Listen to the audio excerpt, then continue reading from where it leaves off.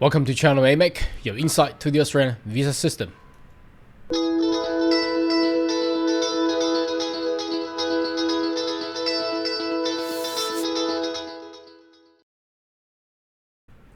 Good day everyone, my name is Carl Young, your online YouTube visa consultant. Are you interested about migration to Australia? Why don't you consider to subscribe to our channel and make sure you turn on this little bell on the side. So once we have all the updated news, you'll be the first one getting all the insights. Now in this video, I would like to discuss a topic that is rarely talked about. And obviously the government of Australia wouldn't want to let the public know, is whether or not the international education sector of Australia would take the hardest hit in 20 years. So obviously we know about the virus and COVID-19 and the pandemic had gone around the world, and perhaps the international education sector does not just affect Australia alone. Obviously New Zealand's in there, Canada's in there, USA is in there, but I wanted to take a specific point here. Is actually to magnify this this issue in regards to the nation in Australia, because we only care about Australia in this channel. We talk about Australia. So what would happen and how would it go? And obviously you've seen my previous video in regards to the Prime Minister Scott Morrison came out and talked about the immigration overhaul, and would they return back to the high migration era as per a couple years ago. So obviously let's take a look. I've summarized with a lot of news article, and we will go through them together and see how you feel about it. And do you think the international student will be able to return back to Australia this year? And do you still have the interest to return back to Australia? Now they are required to produce some sort of a very good attractions after the pandemic. Let's have a look what's going on. So this news, okay, what does it read? It reads it's official. Now this came out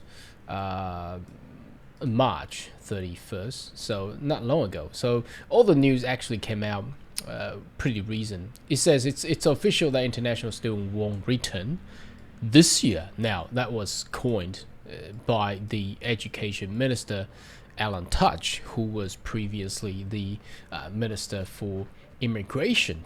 They told the news, The Age, that the success of federal government's COVID-19 vaccination rollout would determine international students are able to return. Now, obviously, there is not much of luck because, as you know, Prime Minister of Australia had came out and said, look, the full vaccination for all Australians for the year 2021 would not actually meet they won't meet that requirement. That's why they're trying to say. Obviously, there has been a drama of the AZ vaccine where it produced blood clots and things like that. So a lot of countries in Europe had actually terminated the use of that vaccine, and obviously there's some other type of vaccine being developed by China, India, and things like that, and it had caused a lot of side effects and things like that, and relate to some death as well. So don't know what's gonna happen, and he says it's unlikely that foreign students will allow to return back until 2022. Now the question here is, would the industry and the sector, the entire international education sector in Australia, survive 2 years, so starting from last year, 2 years of no students? Now obviously I don't think so, and this is gonna cause a lot of problem. Not a lot, a huge problem. In fact, I'll go through a lot of information with you in this video. Now obviously he has gone through with a lot of other stuff by saying Australia must rethink on-campus business model with online. But however, we will see some news article talk about this because offering online obviously is not a problem. But the problem is offering online doesn't give the incentive where traditionally an international student could have lived in Australia, unsure. And obviously living costs, spending, food and things like that, that will all brings in with a lot of other things together. Now without these international students, obviously they can study online, of course, but what about all the accommodations, all the apartments and all the housings? Would that be a big effect? Think about the CBD of Melbourne, where the traditional being flooded by a lot of international students, and they're all gone. They're all gone. So what's going to happen? So that's a very interesting thing that we wanted to see. But obviously at the end of this video, I'll give my summary of what I think. Okay. Now next news that we have seen is from Study International. Obviously this is all public, you can actually find them online. It says the government keeps shelving plans to bring international students back to Australia. It owes them an explanation. Now this came out well, I think that's today, isn't it? No, yesterday. It's the 16th of April. Now I can't say too much about this. Now shelving obviously, but as a government of Australia, they do have the responsibility to protect the public health, of course. A different approach by the United States government is they don't care no more. They allow the viruses to go around, obviously, because the jurisdiction between state and states are all different, but the consequences that they bear is an amount of people getting contracted with the COVID.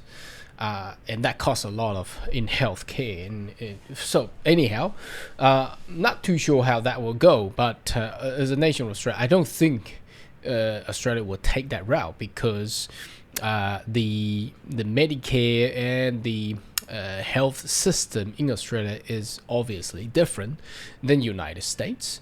As you can see that every time there's election in US, they talk about the healthcare system that they have, whether it's going to be Obamacare or Biden care or Trump care or whatever it is, but in comparison to the healthcare that you have in US with what you have in Australia, it's totally different.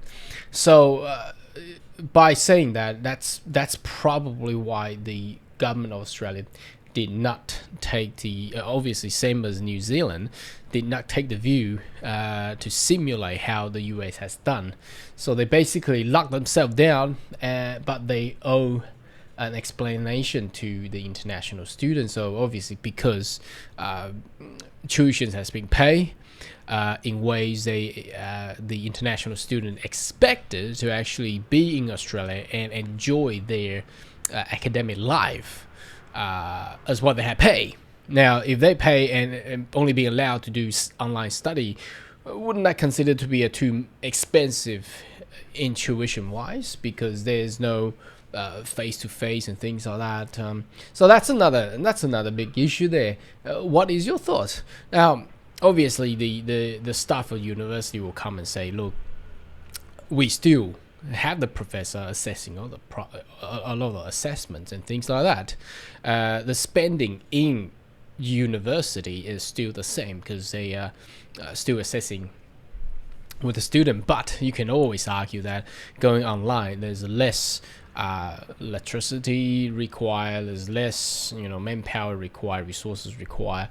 Anyhow, that's another thing that's going to into debate, but I don't know. I mean, it should be fair, isn't it? Because you pay what you expect to have, but you end up with not what you expected. So, don't know. Okay. Now, Victorian universities recently had proposed a previous receiver plan to get international students back under a similar model used to fly in the tennis player in the Australian Opens. So as you can see, all the different state governments in Australia is eagerly wanting to have these international students back. Now, there's only one reason. Obviously, for revenue, they not just having the university to make money, but you can imagine 10,000 foreign student coming into a city or a state. They need to live, food, transportation, everything they go, they are required to spend money on. Now, if they don't return back and they continue to be on the online study, all that we talked about, the traveling costs, food, accommodation, that's all gone. Now that's a lot of revenue for the state and obviously for the nation of Australia. So that's the true reason they want international students back. Now, how would they want them back? It's another another thing. So they're talking about a different way to get people back. But do international students still want to come back, to go back to Australia? That's another key issue there. Okay, now next one. International students are over. Oh, they're over. They don't want to go online. I've got so many people write to me and say, look, I'm on online study. Now, would I actually graduate while I did not even fly into Australia? I laughed it and I go, maybe, probably. I'm not too sure. What is your thought? Do you think graduating online while you still stay in your home country rather than travel to Australia to actually experience study abroad, do you think that's good? Now perhaps we are all being restrained to actually enjoy something that we used to have. Now again, it's things like this we cannot control. Now obviously the government, for the public health sake, they won't do something to risk the unsure Australians. But then would getting an economic crash in such a sector actually become a public health issue as well, or perhaps affecting a lot of Australian lives? Now that's another big topic, and we will relate to that with all the news article. That the reason I'm doing this video is I've just seen so many of these news. I just wanted to grasp them all together and let's talk about it, because I think personally Australia as a nation will take a huge hit, and probably they are already taking the hit. They just do not want the public to know about this. So Australian Health Minister Greg Hunt recently said our Australian border might not reopen even though the whole country has been vaccinated. Wow. So we got the education minister and we got the state want people to come, and the federal government is giving all the urgencies that the doesn't look like 2021 will be a year for go ahead. Further dampening international students' hope to return to Australia, the country closed the border for all non-citizens and non-resident on March 20 from 2020. That's last year, so we have already gone with that for over a year. Vaccination alone is not guaranteed. We see that now. A lot of countries has get vaccine there. Now, we talked about Europe. If you look at Italy, and UK, they get vaccination rolling out, but they not France, I think they went back to lockdown. Now, are you telling me they are not getting enough vaccinated? Probably, but vaccination alone is no guarantee. I think that statement is pretty true. We will take a look at the stats of the COVIDs nowadays and see how you think about this. Hunt has a quote of that saying in the Sydney Morning Herald, that's the newspaper conference in Canberra, if the whole country were vaccinated, you couldn't just open the border. You still have to look at a series of different factors, transmissions, and blah blah blah blah blah. So that's for the public health point of view. So again, it's yo-yoing. You see, one guy wants in and one guy wants to stop. So I think this is a huge debate. And I wanted to open this in this video for a public forum. So what is your thought? Do you think they should open? Now, how are they going to open? And how would, as a nation of Australia, to attract more internationals? And we'll see as we're moving forward into all the news. I've got so many things to talk about today in this video. So stay tuned until the very end. Now, this one is back in 2019. The reason I'm taking this information out, this is actually at Expo 2020 in Dubai, UAE, where Australia as a nation had attended the Expo. The topic says it all. Education is Australia's third largest export category. That is huge. That actually has a potential of annual revenue of 40 billion Australian dollar. Now that's huge. So that's behind, I think, iron ore and coal. So the top two are all the minerals, the mining sector, and the third one is education. Now that is huge because mining obviously provides a lot of revenue for the nation of Australia.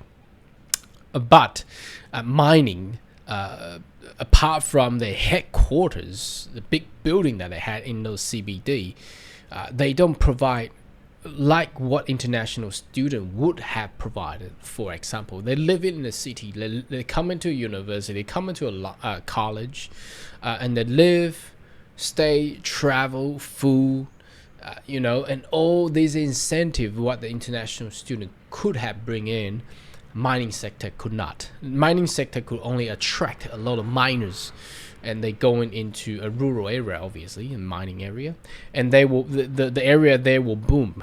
But it doesn't give out the incentive of how international student could actually do. So that's huge. Now imagine this, a third largest industry in your nation, whatever the nation that you're in, or perhaps it's your business, or a third largest income piece of whatever you do. For example, what you work for, you're making $90 a week, and suddenly you've been taking out $30.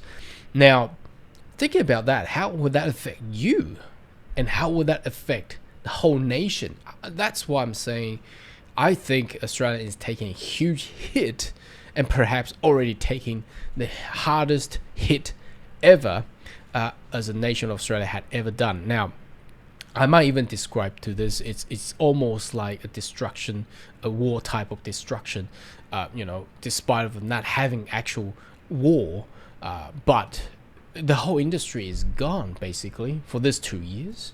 Okay, now the next one. Now, this obviously tells it all. Many international, let me magnify this a bit. So this is another thing I'll talk about, 2021. It's the year Australian international student crisis really bites. Now, that basically says it all. So, key figures that I wanted to show everybody is that the what I have just a fewer students come in and go now. That's pretty obvious because you can't even travel in and now. I've assisted a lot of friends and clients lodge for travel exemption and just cannot get approved. See, this is the key here. Students outside Australia aren't spending in the economy.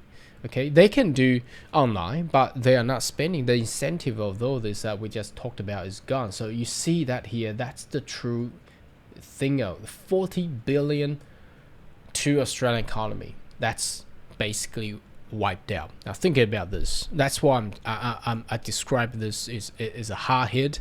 It's a war type of destructions. Now, how the nation of Australia will actually take on this. Okay. Now, talking about international students, obviously we want to know where they actually come from. So the top 10 international student contributors to Australia. Now, this figures came from 2019, I think. But that's basically, there's not much of differences from nowadays on and compared to a couple of years ago. Obviously these 2 years nothing had happened, so obviously top one is China. Now thinking about the China and Australia relationship had deteriorated the past year. Do you think there are still gonna be 200,000 plus students gonna arrive back in Australia? I will put a huge doubt on that. And obviously, the how the vaccination have been rolled out in China is actually pretty bad compared to a lot of other countries. China is actually helping a lot of other countries for diplomatic purpose, but for its own citizens, Chinese citizens in China. So if they haven't gotten vaccinated, can they come to Australia? Can they? I put a huge doubt on this. And obviously there's issues on the Chinese vaccine where they have distributed to Philippines and Brazil and caused a lot of problem. Rather than reducing the COVID issue, they're actually increasing. The statistics are actually showing it's actually increasing. So that's another issue. So 200,000 students from China, can they come back even if we open up in 2022? Can they? Question mark. Now India, about 90,000. Again, can they come back? How is the vaccination roll out in India? Maybe you can tell me. I'm not too sure. And can they actually come back? So we're looking at the largest numbers here. Nepal as well. Okay, and Brazil is suffering huge at the moment. So much death over there. I think Vietnam will do all right. South Korea will do all right. Thailand will do all right. But these, as you can see, these cannot compare to the top 2 or top 3. I mean, even if they come back, even if the international education come back, without the top 2 or top 3, oh, I mean, 40 billion, you probably cut half. Again, well, I don't know. What is your thoughts? Okay, now looking into the actual figures here. Now this is worldometer for the COVID contractions. So obviously USA is number 1 up there. Now remember, India was the second largest nation of where the international student coming from. Now looking at this figure, and every day new cases, they increase about 5,000. Wow. Do you think Australia as a nation will open up fully for all the Indian international students to come back? Question mark. Brazil, again, I think Brazil was 4th. Now, not too sure. Now, I'm not going to go through all of these, but that's what I'm trying to say is the biggest nation or nationality who contributed to the international education in Australia is not really vaccinated well. So how, even though they open up for international students, could the sector still survive? Question mark. Okay, now obviously that also bring us to this news which I had talked about. The Scott Morrison says that the government has opened mind on post-coronavirus migration overhaul. So obviously this news came out in early March, 9th of March 2021, and that's the whole, I believe personally, that's my comment on this. That's the whole reason that the government of Australia is looking to widen and open up their migration criteria to make it easier and allow high level of migrants in a way to actually attract all these international students. What is your thought? Now, because I cannot think more than having a better and easier migration pathway to actually attract international students. Now, that's the secret. Government cannot say that, but I'm actually saying it because I've been in the industry for long enough to actually see this happening. And that's why this news I have shown everybody a couple of days ago from the author of Judith Sloan, it's pretty obvious because she has seen the plan within the government. So government is clearly planning for return of high immigrations. Now, if they don't do that, the international education sector is dying. It is actually taking a huge hit, and it won't be back for at least I will say 3 to 5 years. I mean the whole sector. And now imagine if the whole sector taking a hard hit, what will happen? A lot of private colleges and school is gonna close down. A lot of people is gonna lose their jobs. Now, in fact, talking about jobs, I've already noticed that a lot of my friends in the international education sector in Australia now, obviously they have lost their jobs. The JobKeeper program has finished. These private education, obviously they cannot hold no longer.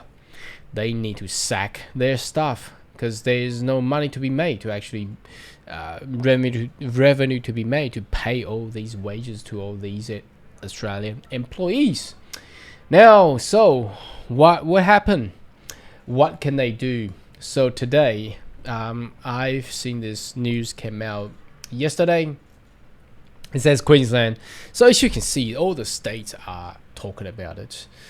Some minister is saying, obviously for health minister is saying, no, we cannot do that. But a lot of state government and obviously the prime minister is saying, look, we cannot do this no more. We have to plan and prepare something to actually attract international students back in a way by allowing them to migrate. That's pretty obvious. So Queensland needs a plan B for international students to return. So all these articles talk about is basically having some buildings ready for quarantine purpose and things like that. Now, I don't think this is realistic because they still need to think about whether what I have just described, if they're going to open up the border, would they allow Chinese and Indian international students to come back, provided the vaccination rate in those countries has not been widely provided? Would the health minister accept that? I don't think so. Okay. Now, so having the accommodations ready, I mean, like this article is saying, I mean, you can have the accommodation ready for quarantine purpose, but no one's gonna. I mean, you can have 10 beds, but probably only one person come in. Will that survive? Would that survive the requirement? And the next one is just 4 hours ago from my recording. International student could welcome back to New South Wales this year. So you can see the state government is eagerly wanting to have international student. Now, the federal government is required to have a better plan. Now, they can have everything ready, but now the problem is, would the international student actually come back? And would the health minister take on the challenge to actually let all the international students come back? Now, bear in mind, if you have been tracking all the news on this part, you may notice that Canada had opened up further to allow skilled migrants going there. I think the quota is about 90,000. Now, that's a big key here. The reason I'm pointing out that news is because Canada is similar to what Australia is trying to do. They realize that if not opening up migration pathways to make it easier for migrant to actually live and stay permanently in the countries, international education is gonna take a very big hit. Now that's why I'm describing it's war-like, almost like a war. You know, it's a destructions. Look at those figures: 40 billion rely on the top two, Chinese and Indians. If they don't come back, okay, even though those state government have prepared the quarantine places, what's gonna happen if no one is gonna come in? Okay, and also you got to realize, for example, I've chatted to a lot of people, although they want to go study abroad, but would they, under the risk of having contracted to the virus, what's the percentage and the ratio, 100 people, maybe only about 50 of them is willing to travel in risk of knowing that they may get contracted by the virus. I mean, it's not a very deadly virus, but it still have that ratio to to get people die. And looking at the rate of vaccination around the world, it's really not a good news. As you can see that USA had recently stopped. I think they stopped the Johnson and Johnson's vaccine. So how will that go? What is your thoughts? Do you think this will go smoothly? And how are we gonna ride through 2021 into 2022? Although it's still early, it's only April, but don't know. Anyway, thanks for watching. Leave your comment and tell me what is your thinking, what is your thought. Do you think 2021 will be good, and when do you think everything will return back to normal? Thank you for watching. Goodbye.